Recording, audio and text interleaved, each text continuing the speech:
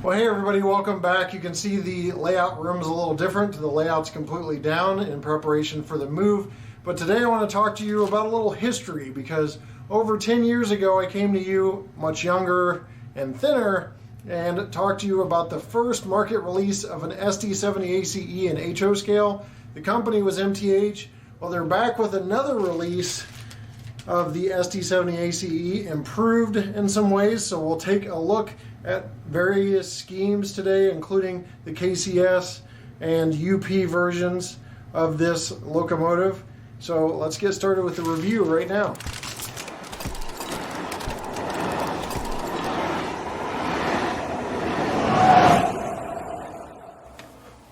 All right, let's go ahead and unbox this. New packaging from MTH since we last saw an SD70ACe hit the market from them.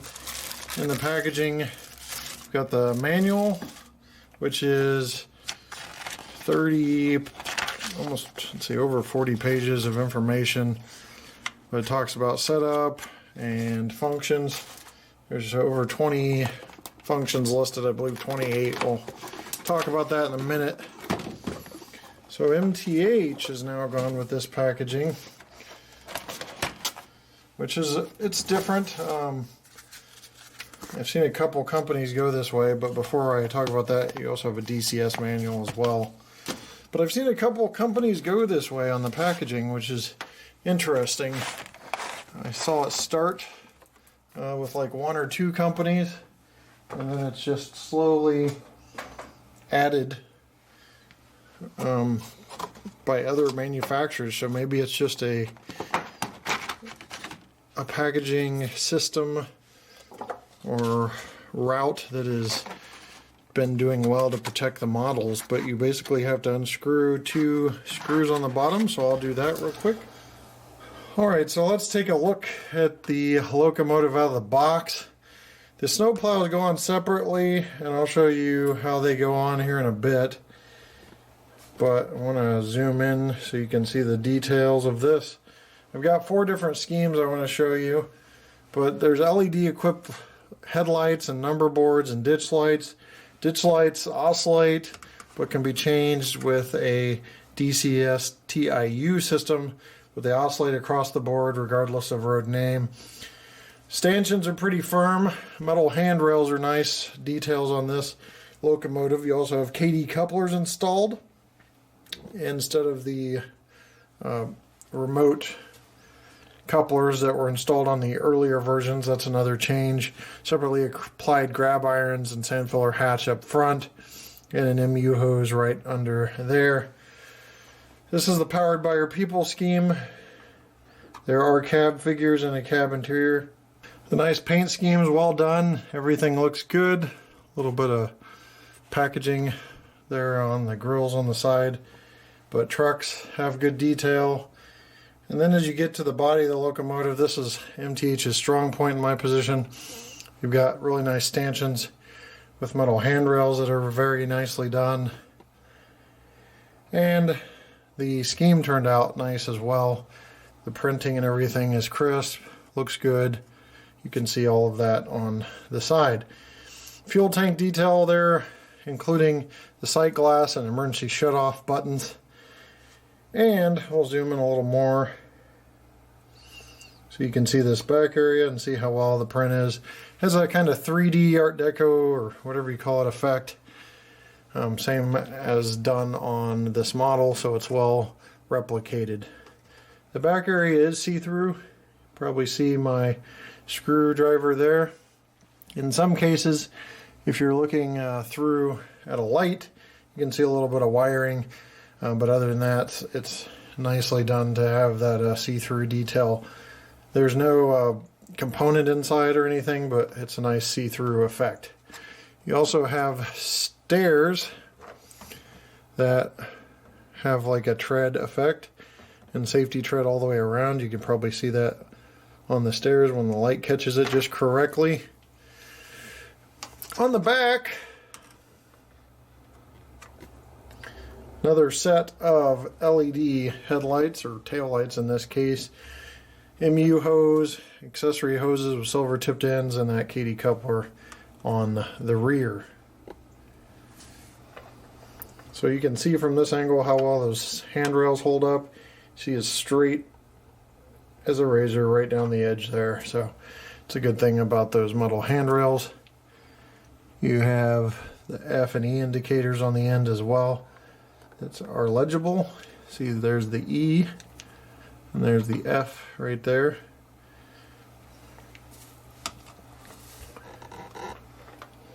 Lift lugs on the back of the radiator fan area and on the side up here as well.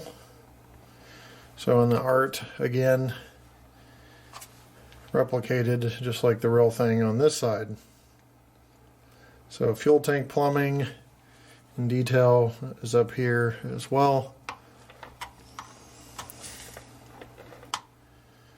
Battery box doors molded in detail on there. A three-dimensional grill here, and that door where this man here is hard to catch, but it's three-dimensional sticking out as well. So brake wheel back here. Printing around the door looks like it's got a little bit of a gap in it around this door. Windshield wipers on the back, so that looks good. And another crew figure up front. We've got the updated PTC antenna, and it's nice and streamlined. It's not too bulky or thick. And speaking of roof details, I'm going to zoom out a little bit, tip the locomotive this way. You can see-through fan details. Actually have a separate fan inside. That's nice.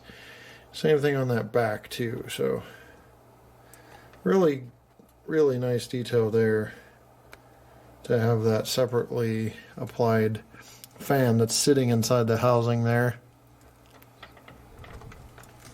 So that's pretty neat. And you got your windshield wipers up front that I didn't mention in the front with the UP Shield 1111 and powered by our people.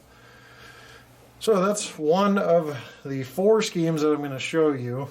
So we'll move on to some other schemes real quick. Now, I was very excited to hear that they were releasing more UP flag scheme, at least this number 9096, because MTH has got the best pulling power of the SD70ACes I've seen on the market, and they've got really good durability.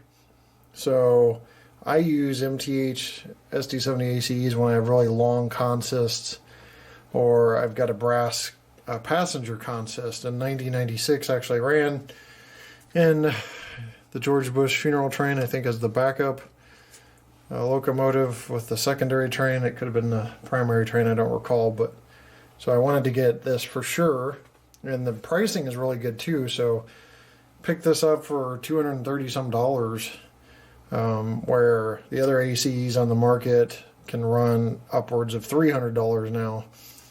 So it's a good deal, especially with the detail you get, like the metal handrails, see-through cab figures, LED lighting. It's all pretty much there. So I'll show you this scheme real quick. This is 9096. I'm just going to do a Vanda White, but it is that isolated cab. You can see the isolation running up in there.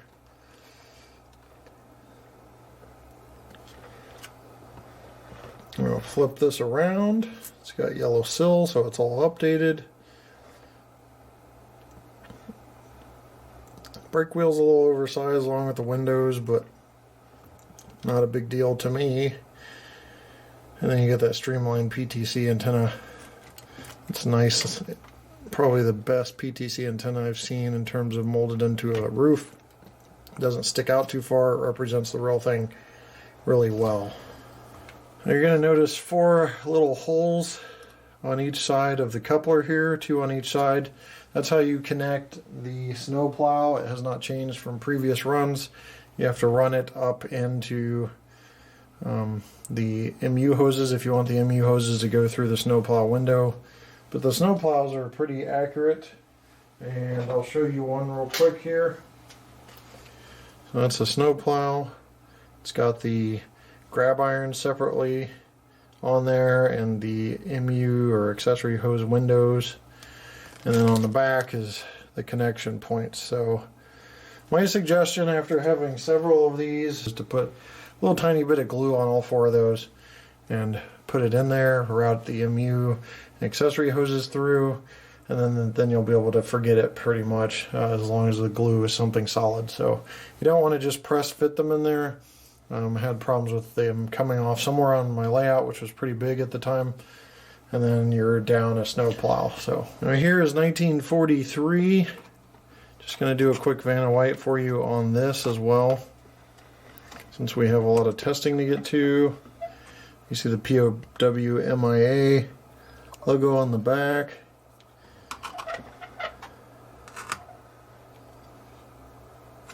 Support our troops. Spirit of UP right there in the front. So very cool scheme there. And being the biased UP guy that I am, I left KCS for last. But this is the KCS Veterans unit. Support our troops unit here. Looks like somebody sprayed freedom all over this. So kind of mixed reactions on the paint scheme on the real thing, but all MTH did was replicate that, and they did a pretty good job. And this is currently the only KCS scheme, Support Our Troops unit 4006 on the market. So if you're a KCS fan or you're just a specialty paint scheme fan, this is how you're going to want to go about it. It's the only one on the market. Fire this up and listen to some sounds. This is standard on address 3. Function 3 starts it up and shuts it down and goes through those sequences.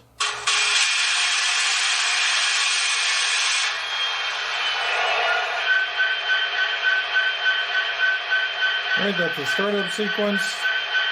Pretty short. Here's the bell.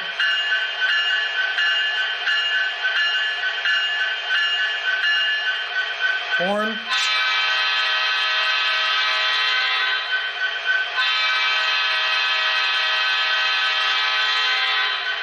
I kind of let you guys decide whether the sounds are accurate or not, because a lot of people have different opinions and see different locomotives with different horns. But the horn has definitely changed from the first run of SD70ACes. 4 is passenger freight announcements. Come in, over. Go ahead, dispatcher. So yeah, there's a whole sequence that as you stop and start the locomotive, you get passenger freight announcements. F5 is lights.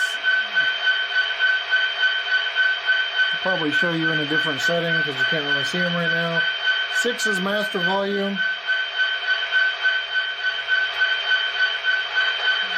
Every time you hit it, it brings it up until it cycles back through. So you hit it once and it'll start lowering or raising the volume, and you hit it again to stop it where you want it. We'll stop it there for now. F7's front coupler, F8 is rear coupler. So here's F9. F10's reverse signal. That's correct based on railroad rules. F11 grade crossing.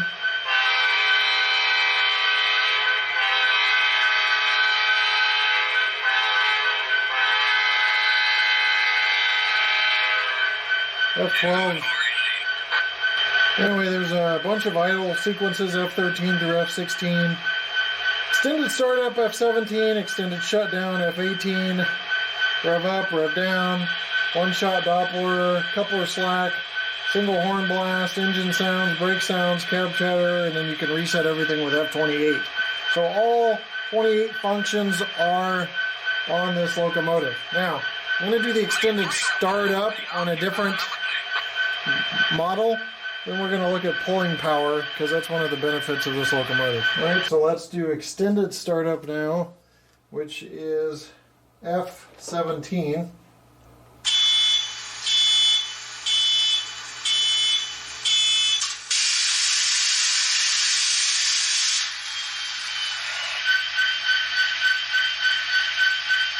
So you hear the warning bell or buzzer. Then you hear the start up, and then you hear one of the crew come over and say, yep, she's in good shape. So that's the start up. Extended shutdown is F18.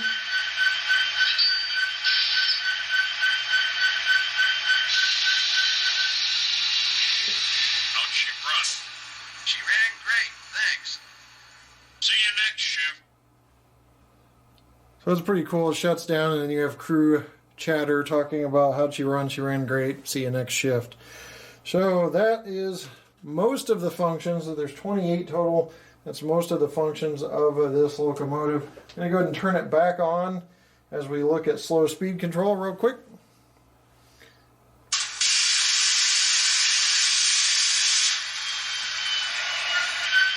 We don't have the space any longer with the layout tore down to do more than a couple speed steps, so we'll just do that. That's basically what you need to see anyway, unless it's being jerky and you got to see how long it takes to smooth out. But this one's going pretty smooth at 1. It picks up at 2.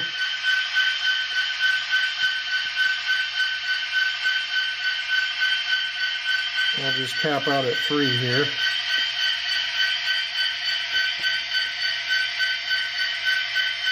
Don't see any lurches, maybe a little bit at 1, but nothing super noticeable. There's 1 in reverse.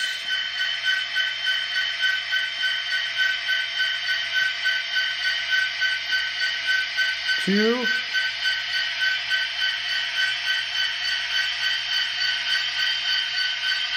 3.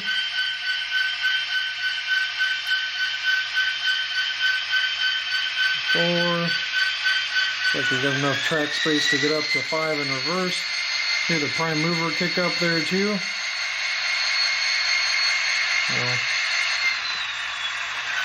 There's your forward and reverse operation.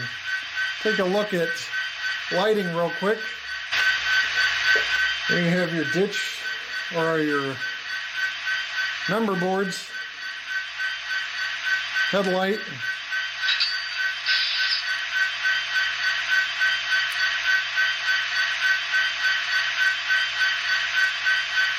your ditch lights, and we'll blow the horn so you can see the ditch lights.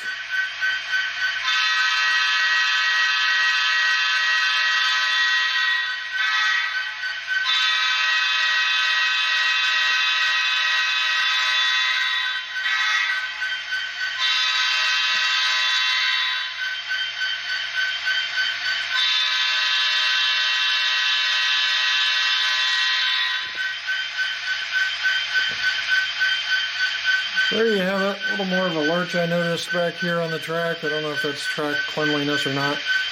But when you are stopped, the ditch lights are off. I'm not sure if that's adjustable or not. But in the stop position, it goes to just headlight. And then you can turn off and on the ditch lights, or the headlight and the number. We'll go ahead and do a pull test here. Hopefully you can see the screen. If not, I will read it out to you.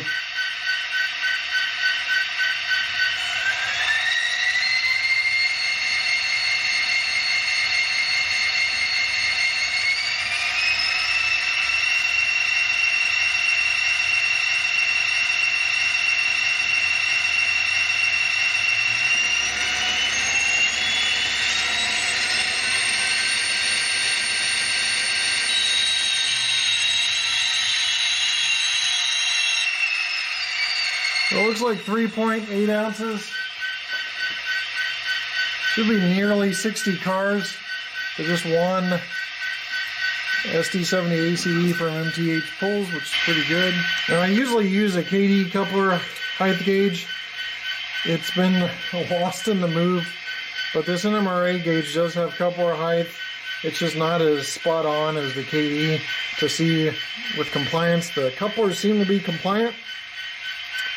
So I'm going to go ahead and call that good to go on this gauge. It's a little hard to capture on camera though. This I can capture on camera. The wheel, flange, NMRA compliance check here. Those are all good, so I'll check the others off camera. If there's any problems, I will let you know. All right, scale check on this. We've got the KCS unit for this. It's 1 pound, 5.8 ounces, 21.8 ounces, 620 grams, 0.20 kilograms. We're just over 1 1/3 pounds. So very robust SD70ACE with a lot of pulling power. Well, that's going to wrap up my look at the MTH SD70ACE first release in many years. And let me tell you, they've got some great improvements from the streamlined Ptc antennas to the updated sounds. Still, you got that smooth drive and good pulling power and those metal handrails. Overall, a really great SD70ACE.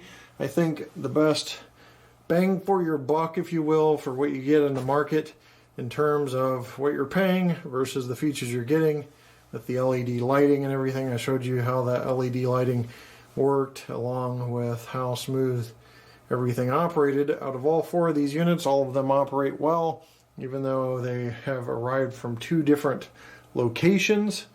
All 4 locomotives are operating well, so that tells you right there that initially quality is good and QC seems to be on point. With that said, I'm going to leave you with a run-by of the KCS unit and the 1943 Spirit of UP because we already did a little bit of operating on the other 2. And we'll see you next time right here on my channel. Take care.